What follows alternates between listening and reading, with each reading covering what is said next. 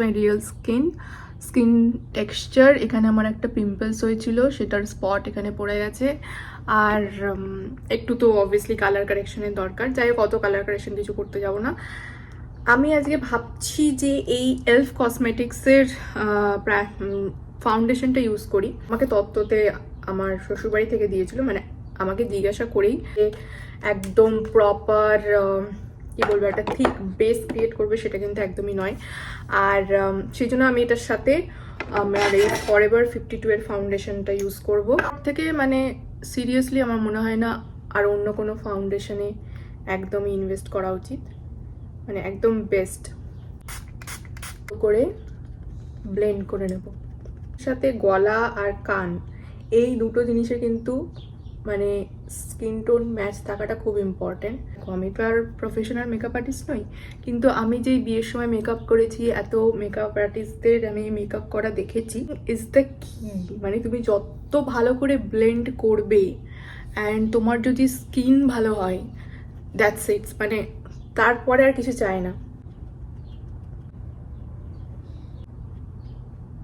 শেডটা is very very important, নইলে কিন্তু পুরো ডিজাস্টার হয়ে যাবে। দেখো, মেকআপ করার মেন ব্যাপারটা হচ্ছে যে নিজের যে একদম যে স্কিন কালার সেটাকে তো রাখতেই হবে, জাস্ট একটু জিনিসটাকে এনহ্যান্স করা। তোমার কনসিলারটা ইউজ করি, this is from L'Oréal Paris and এটা ভীষণই একটা ভালো কনসিলার, মানে ফুল কভারেজ কনসিলার, কিন্তু কনসিলারটা প্রায় অলমোস্ট শেষের পথে। অ্যান্ড এটার আমার কাছে আর একটা আছে যদিও ফুল, তো এই যেটা শেষ হয়ে গেছে অলমোস্ট, সেটাকেই আমি এখন ইউজ করছি আবার।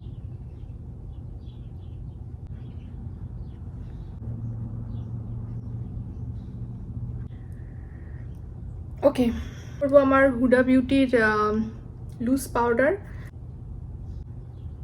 আমি আমার আই এরিয়াটাকে বেক করার জন্য রেখে দিলাম। আইব্রো, আর যেটা আমি করি মার্সের এই আই শ্যাডো প্যালেটটা দিয়ে।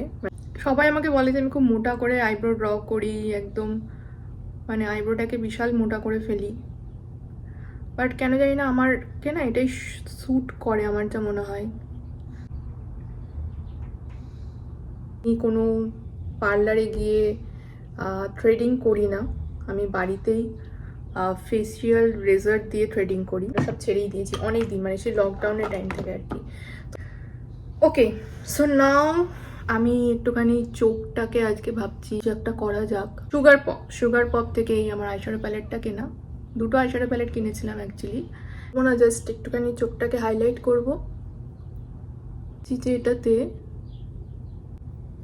শীতে করে দিয়ে দেবো।